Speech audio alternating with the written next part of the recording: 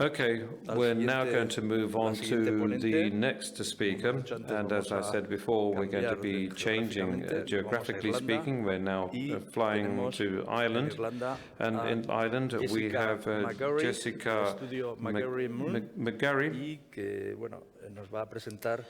and she's going to present the work that she's done in the rural Ireland. Basically, I suppose that she will give us all the details now.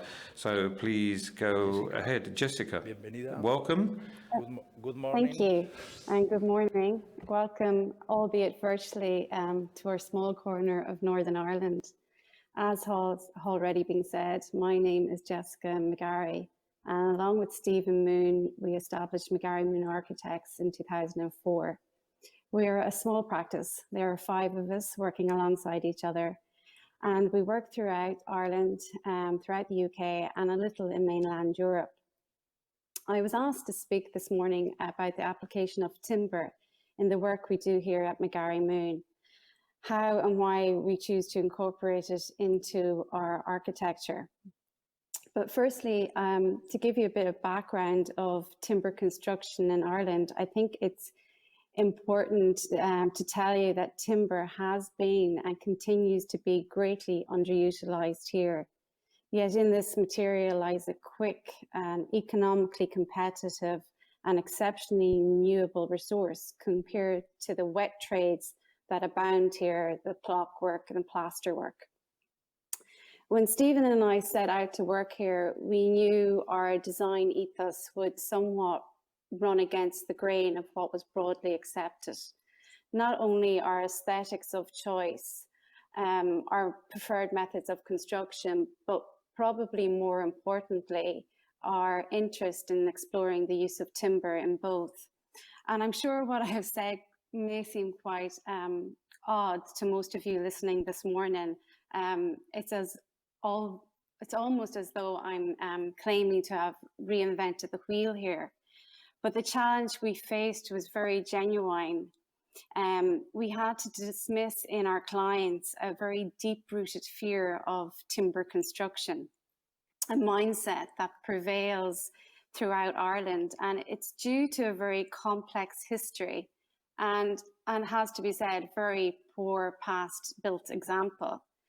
But to allow you to gain a little bit of insight into what I mean, and please bear with me as I'm no historian, but I'll try to very quickly outline what ignited that fear within Ireland. So if we go way back, when the Mesolithic people arrived in Ireland 9,000 years ago, they found what I would imagine was a beautiful island, tree covered, with the beautiful oak woodlands on the lower grounds and valleys, and then on the poorer soils we had pine forests. And as you know, these people were hunter-gatherers, fishers, and had little or no impact upon the forests. And then about 6,000 years ago, the forests started to decline here, mainly in the West and the Midlands, due to the growth of blanket bogs, which we're quite famous for here, and also just to do with the introduction and the development of farming. But as time proceeded, it seems there is no single reason for the progression and the ultimate decline in Ireland's forests. But it is generally agreed there were several contributing factors that began around the mid-16th century, including industrialization and the plantations of Ireland. The 16th and 17th century saw many policy decisions that impacted upon Ireland's timber construction. During this period, Ireland exported barrel staves to France and Spain to be used as wine casks, ironworks charcoal, and shipbuilding timbers for the English Navy. I'll give you for an instance. In 1670, 4 years after the Great Fire of London, the Lord Lieutenant decreed that all new buildings in Dublin, new houses in Dublin, would be built only of brick and stone, no timber. But ironically, at the same time, we were exporting vast amounts of Irish oak to rebuild London. And all this going on was coupled with a very weak political will for replanting. And so it led to the vast deforestation of Ireland. And that's the point I'm trying to get at, is it was the deforestation of Ireland and the lack of this once local abundant material that saw an eradication of timber construction expertise. And it created a multi-generational loss of knowledge. And it's the lack of that knowledge that has and continues to have a profound effect upon the perception of timber here as an unsuitable building material. And that myth through the years has been falsely justified by very poor buildings, as well as, if you like, the villainization of our climate, which most of you will know is it's a very mild, humid, changeable climate with abundant rainfall. We like to call them here grand soft days, but that led to the weather and the poor examples led to people believing that timber construction caused leaky, drafty buildings that tended to rot through time. And as we all know, ironically, working with timber allows us factory protection from the wet weather and allows efficiency in erection and precision. This morning, I am going to speak to you. I've selected 4 of our projects, and they span a 14-year period of our work.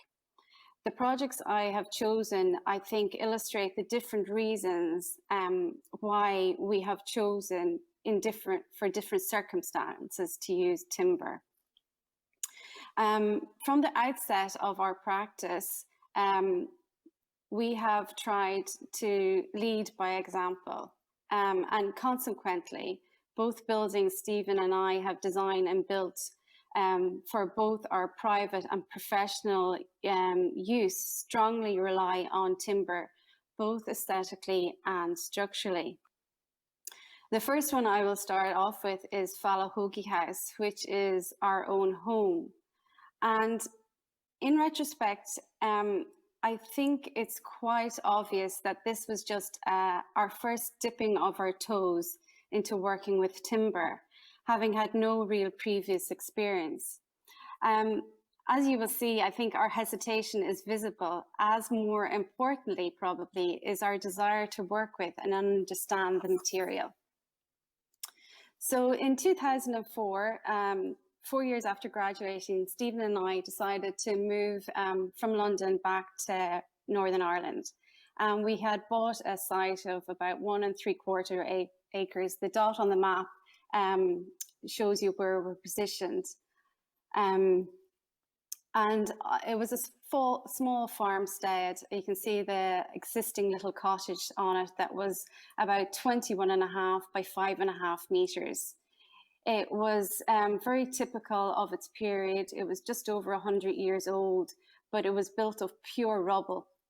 And once you took off the roof and the kind of newer plasterwork, the building just crumbled. So we decided that we would build our home here. We wanted it to be beautifully crafted. We wanted it to be precisely detailed and to be energy efficient and buildable. But we wanted it to be built without concession to history, but yet in keeping with our context and with our neighbours. The building also had to house, as well as being our home, it had to house our studio. So you will see that the design subtly evolved around creation of privacy for us while still feeling welcoming to both our staff and clients. The footprint of the new house sits exactly upon, although a little bit bigger than the existing cottage. And that allowed us to retain all existing trees, a small apple orchard, all the existing boundaries and hedgerows.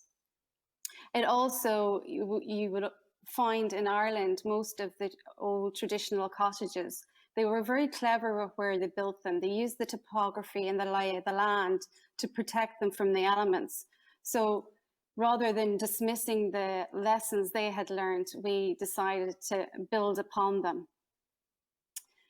The interior here, as you can see from the plan, it's an open plan ground floor. We enter on the northeast, and our number 3 and 2 on the image, is where our reception hall and our dining room are one.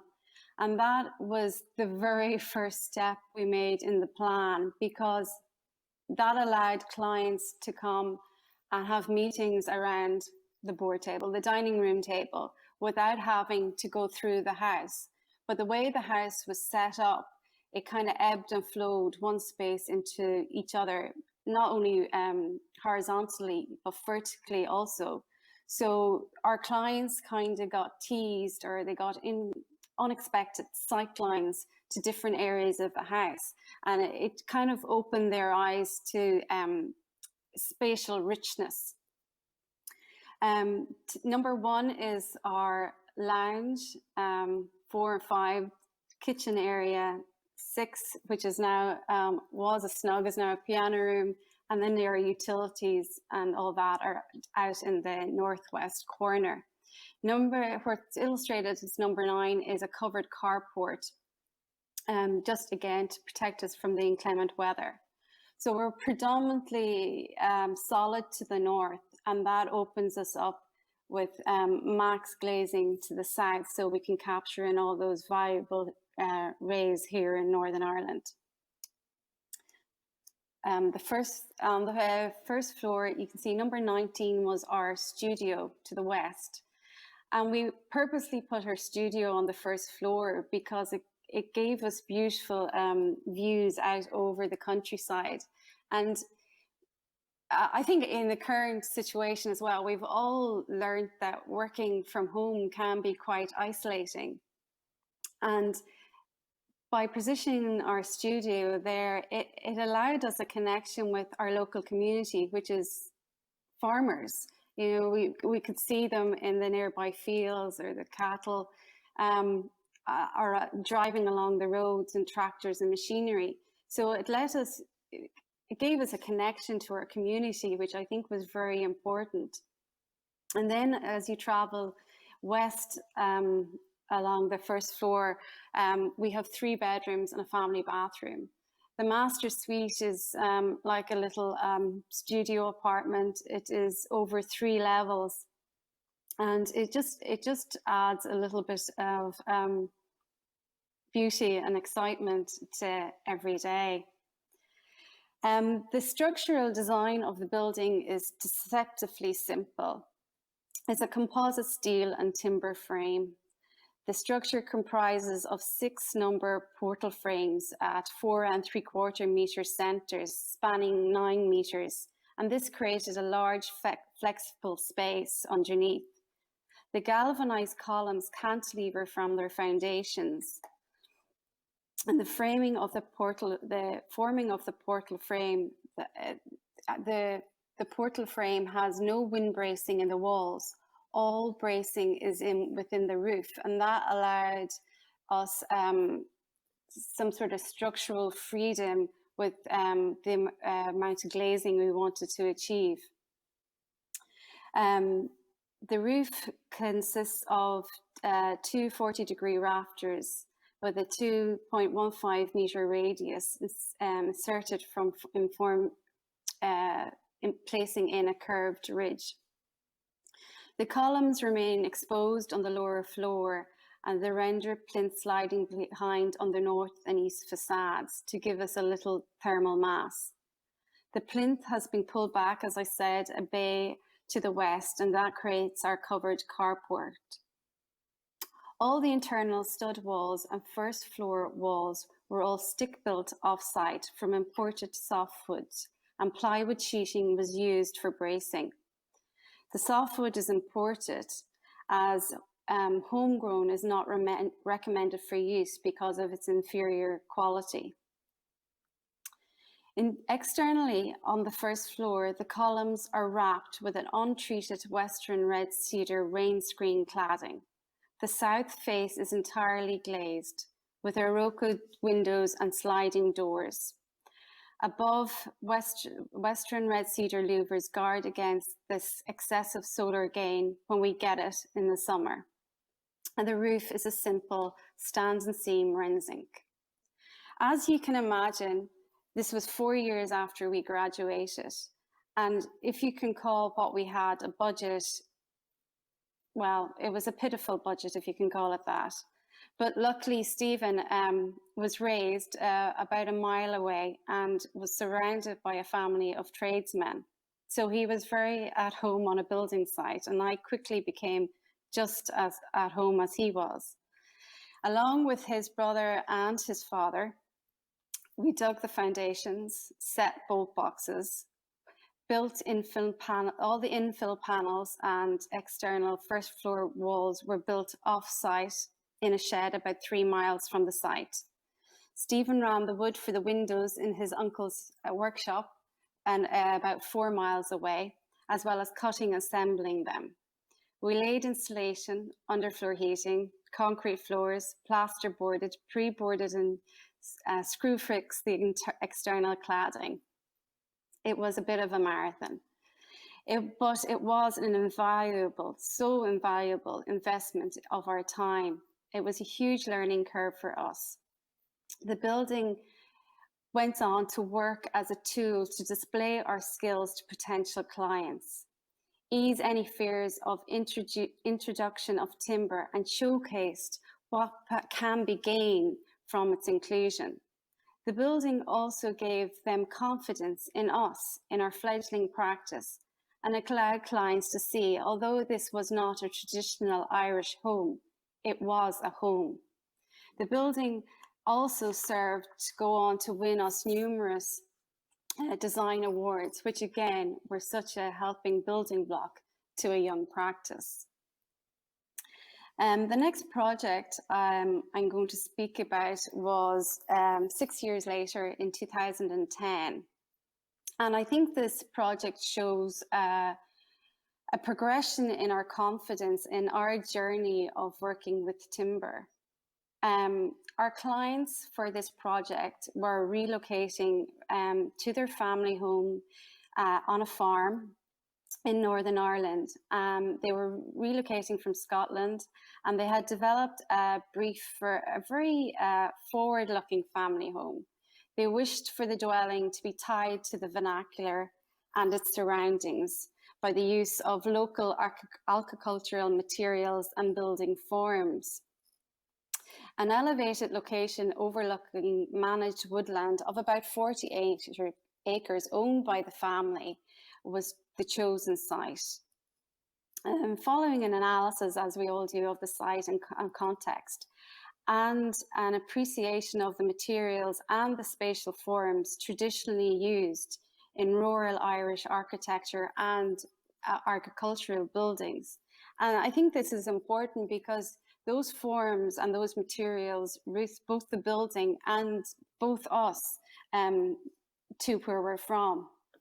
But we juxtaposed old and new materials and structural themes. And this enabled us to create an architecture that adopted the spirit of the vernacular without resorting to just mimicking it. So the building was conceived as a development of the working farmyard, rather than a pristine new build. The building was positioned between some mature trees so as to lessen the its impact it would have on you as you approached it.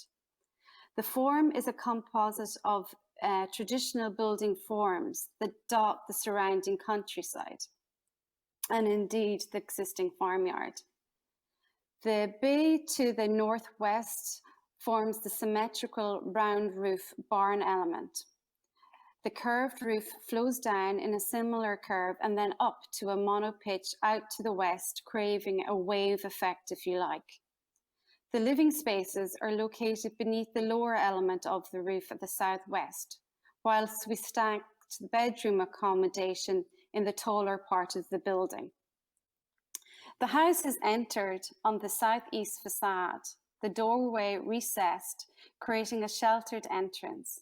On entering, the whole hallway opens up to a triple height space with the structure exposed and expressed.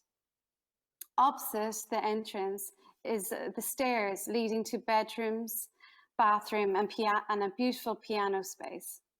To the east of the access on the ground floor is 2 further bedrooms and a shared bathroom, allowing this to be a home for a very long time. The snug is sunken down 2 steps, and beyond that is the lounge, dining, and kitchen space. The utility room and washing facilities all lie to the north of the building. The kitchen and lounge and dining space, they benefit from a large overhanging roof, which hangs out over to the west, enjoying the beautiful sunsets behind the local Sperrin Mountains. Once more, the structural design is a composite steel and timber frame. It consists of 4 number 6-meter bays. The 8 number 250mm diameter columns of galvanized steel once more cantilever from their foundations. Varying in length, the columns extend up and have an exposed bolted connection with the curved glue lamp beams above. It's important that I say the glue lamps are manufactured by a local master joiner, and when I say local, he's 4 miles from us and about 4 miles from this site. He constructed his own press to form the glue lamps, and is the only person in Ireland manufacturing curved glue lamp beams. The glue lamps then support eye joists, which cantilever 3.6 meters in each direction. This was to give us a canopy of 24 meters by 12 meters and allowed us the freedom underneath. The timber frame is constructed out of 300mm thick I-beams, full-filled with cellulose insulation. The outside of the frame is made wind-tight with Solitex Plus membrane on top of 11mm OBS boards. The timber frame is made airtight inside with Intello airtightness barrier and tape joints, and that gives the building an airtightness rating. I have to say, when we had done our own house 6 years previous, these are products that we could not get in Ireland. Internally, the walls are battened out with 50mm battens, creating a service duct. That void is then filled with 50mm hemp insulation. The interior was then dry lined with a painted finish. The choice of insulation, though, allows that the building can breathe and the timber will have a long lifespan. Externally, the vertical untreated Western red cedar cladding is stepped in profile. It's detailed like this so to echo the corrugated metal of the existing farm buildings, especially when it is and has now weathered down to a silver grey. The boards were screw fixed with stainless steel countersunk screws. Louvers are vertically hung like curtains from the roof structure. This again echoes the slatted timber gables of the existing barns, but also acts as a solar shading for the house. The north facade is predominantly solid, using reclaimed stone from a neighbouring demolished barn, and it also allowed us to create some thermal mass. The roof again was clad in a simple stand and seam rensink. Detailing was very precise and embellishment was kept to a minimal. This was a country house, was not for its size meant to be in any way a statement house. It was meant to be a subtle and sensitive reinterpretation of the agricultural forms and building materials.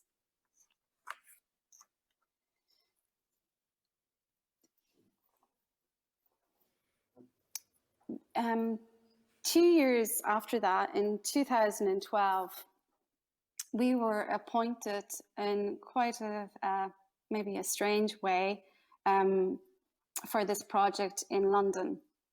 The couple who owned the project, one was Northern Irish and one was Spanish, And they had a design done for an extension to this cottage, and had come to Northern Ireland to speak to timber frame companies.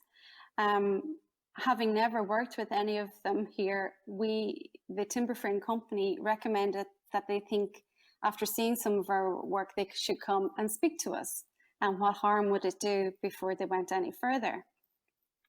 So after meeting the couple, we were appointed to work on this beautiful Victorian cottage in London. It's situated in an area of London called Kingston, and it's situated on Kingston Hill Road, which is a very, very busy road in London, lots of double-deckers, lots of traffic.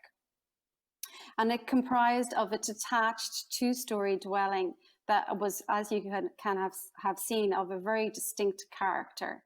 It was known as Warren Cottage, and the cottage is a very fine example of a mid-19th century small Victorian dwelling, and was designated as a building of townscape merit.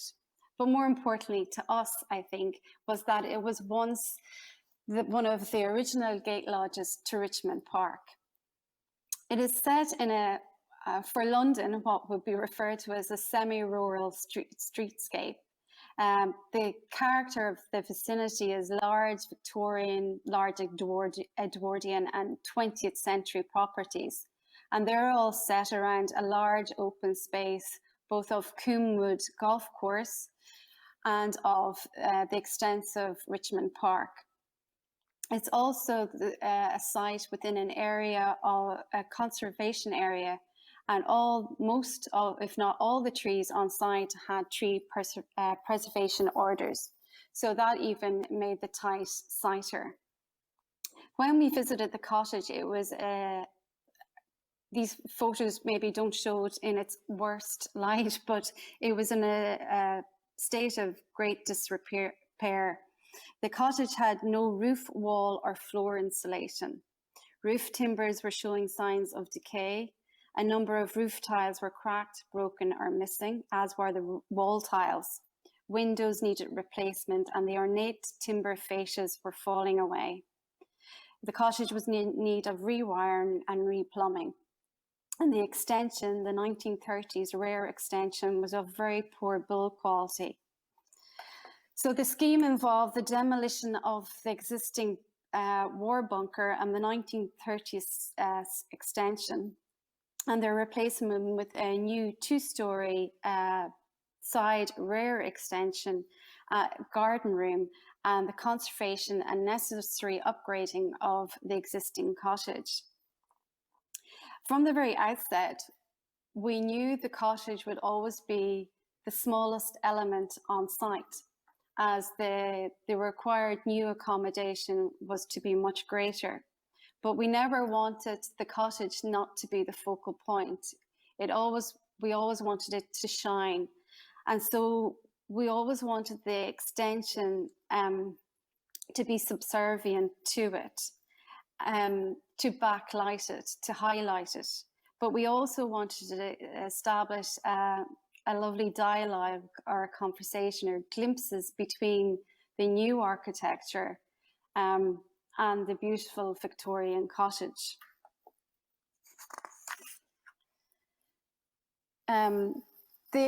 We kept, as I said, we wanted to keep the cottage as the main focal. So we didn't want to take it away as the main entrance to the dwelling. So the house, once again, as it always has been, is entered through the existing entrance. The two rooms that were existing downstairs in the cottage have been given purposes of study and snug for the teenage boys. And then what was once a very dark little entrance hall has now been penetrated with light from the back, from the extension. And it touches to the existing brickwork with the most delicate touch of glass. So you really feel like you're walking from one area seamlessly into the brightness of the next. When you come through, you have a large open plan kitchen and dining. Towards Kingston Hill, we have placed a stacked bedroom block. And then out into the garden, we have placed a lounge. It's important to say that the proposal was set back approximately 2.5 to 2 meters from the Kingston Hill boundary. And this allowed us for replanting of trees along that boundary and therefore not changing the character of Kingston Hill or the character of the area in general.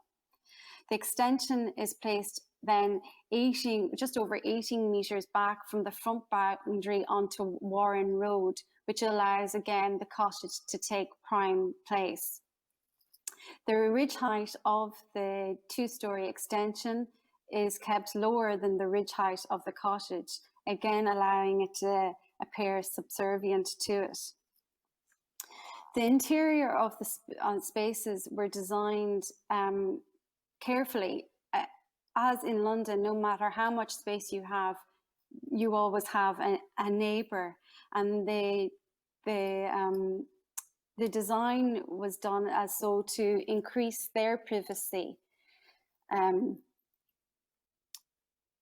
also the materials were used to reflect the cottage.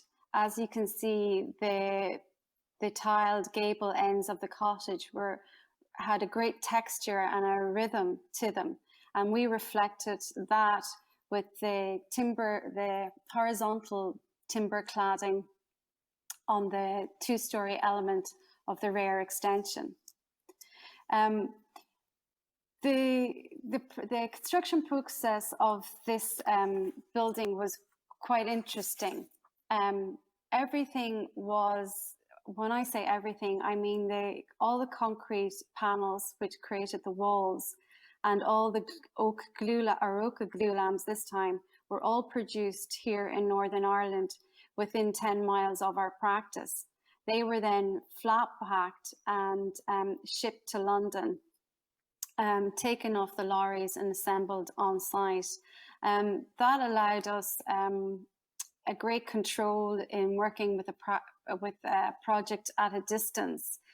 We could inspect the stuff before it went into the lorries, and then once it got off the lorries again in London, we were there to receive it.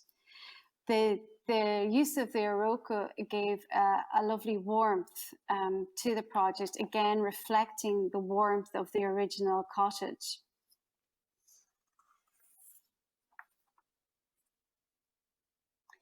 There was a louvered walkway, or again linking the main cottage to the garden room, which was basically a games room for the teenagers.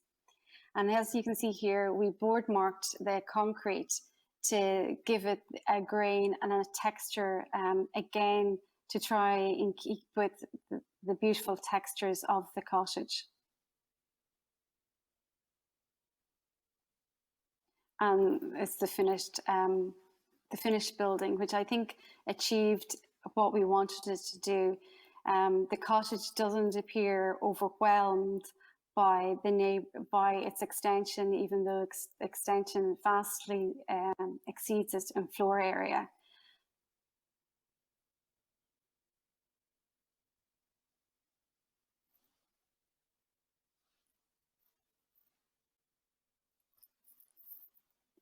I'm going to quickly move on because I don't know how much time is going to this last project that I've chosen.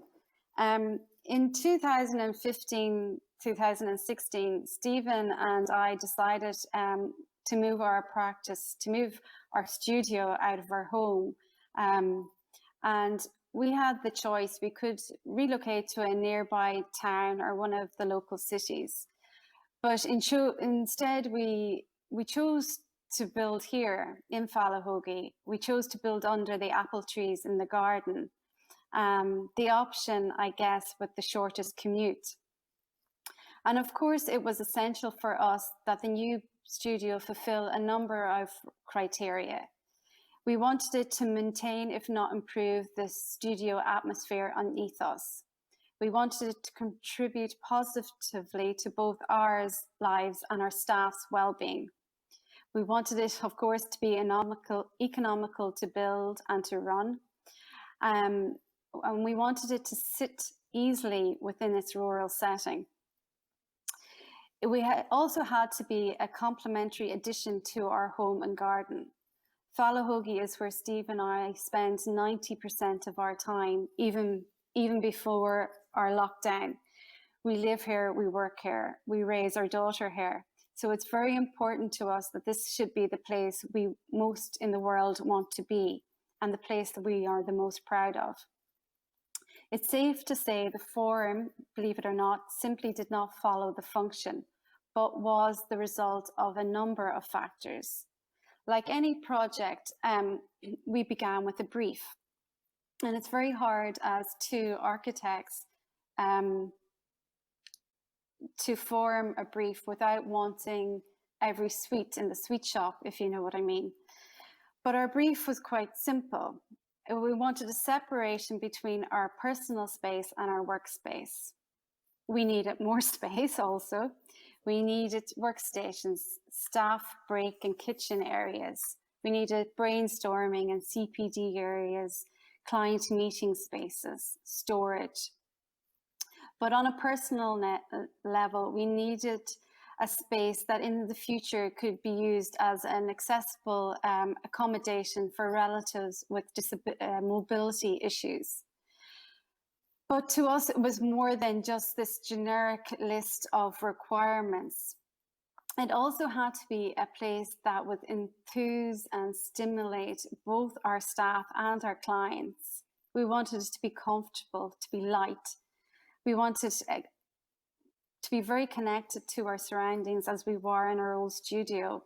And I guess we wanted to have a little bit of fun with it. And we were lucky. The ability to be our own clients for a second time permitted us with the opportunity to push our ambition a little bit more and create an uplifting and delightful series of spaces in which we pass our days. The massing on the site was very important. And if I go back a slide, when we built or first purchased this land, you can see there's a number of red corrugated roofs. One was the house, and then the rest was a number of outbuildings. So to create the house, we got rid of the outbuildings and used all the stone to rebuild all the garden landscaping. So we felt that the addition of another building on the site was kind of going around in a full circle, if you like. And all the other businesses, which are all agricultural mainly, that surround us, they all work on site and live on site as we do. And you will always have the main farmhouse, and then you will have the working buildings surrounding it. And the main farmhouse aesthetic is always really different to the working buildings. So even though we're not farming, our business plan, if you like, is something similar, as in we work on site and we then live on site. So the massing was very important to us, and the positioning of it and the scale of it. And this took a lot of discussion, a lot of studying of clusters nearby. We use the natural topography, as we always do, and use those levels to our advantage, so we could get the height in the building without dominating our main home. We use the existing tree layout to shelter it and conceal it. And the layout and the position of the new studio also worked to increase the privacy to the south side of our own home. We also wanted to reuse the existing lane. We didn't want to create a second access, even though we had a second access already existing, but we didn't want to create another laneway. And we also wanted to utilize the existing parking rather than, again, stripping off hard landscaping out for the sake of car parking. But the scale was essential to success for a number of reasons. We did not want to dominate not only just our own house, but the neighbouring houses across the road. And we wanted to accommodate and construction with minimal waste of materials. And that all had an impact on the scale of the building. But we also needed a building that would allow for future growth. And yet we did not want it to feel overly large initially. Our first instinct with the forum was to echo the traditional single silhouette gables that we would see around us here. And so the sketch plans began to emerge as a single form through scribbles that we like to call sketches, models and computer generated models, and a whole load of discussion and a whole load of looking out the window, because our old studio overlooked the site of where the studio now is. The plan, as you can see, is a simple rectangle. Again, very simple in form. We enter along a bridge through the branches of the apple trees. And this brings us into a level entrance area with a meeting room and WC. The meeting room in future can as a bedroom for my parents. Then you can go down four number steps, I think, into the meeting space. And this area is where we have lunch, where we have CPD events, and it's our library space. It's also where all our filing is contained. We can go up about a half a flight, and that brings us into our client meeting space at the pitch of the roof, with lovely views out over the countryside. And then from the lower meeting space, we go down a full flight into our sunken office. Our desks sit at grass level, so we look out directly along the grass. The only people that can see us is the farmers passing on their tractors, because they're at the height that they can look over the hedges. The voids, we work a lot in section. The voids we create are not simply leftover space. They are designed and molded with an intended purpose, where we value the light and the scale that they allow us to manipulate. Often we found in our domestic work, the voids have become the cores or the hearts of the homes. Even in our own home, we have found that.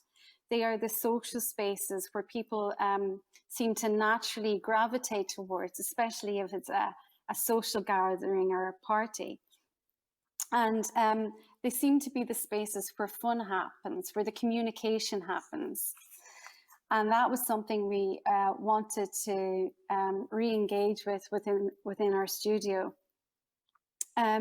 Using the existing levels of the site, as you can see in this CGI image, allowed us to create the height within the building. We have a full 3 stories, even though we appear externally about 1.5 stories. And that was due to us being able to use the gentle sloping levels of the existing site. The materials were also of key consideration to us from the outset. We wanted this to be, and our influences in the material, I guess, were somewhat maybe mundane to some.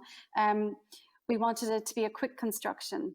We want the structure to be exposed and utilized. We wanted an unassuming, modest appearance, and we wanted the materials to be contextually influenced. The choice of the construction was a combination of poured concrete and timber frame. This ensured that building could be constructed quickly, efficiently, and to excellent standards in terms of airtightness and thermal performance. The exact dimensions of the building were appropriated to the scale of the dimensions of the Gorten steel and dimensions of plywood sheets. And that led on to being suiting insulation boards. So this minimized the wastage, and it also aided the speed of construction. The groundworks were poured concrete retaining walls, and they were formed by a local contractors, which was basically my partner Stephen, his brother, and his dad. And they got them the foundations and the retaining walls ready for the timber frame to be craned into place. The frame consists of 6 main glulam portals and all of plywood. There are 9 layers bonded together, again by the same master joiner that I have mentioned before. All the sheets of plywood came in a 40-foot lorry. They were then bonded. They were then cut into shape. They were bonded by the joiner before bringing back to a family workshop where they were painted and sanded. All the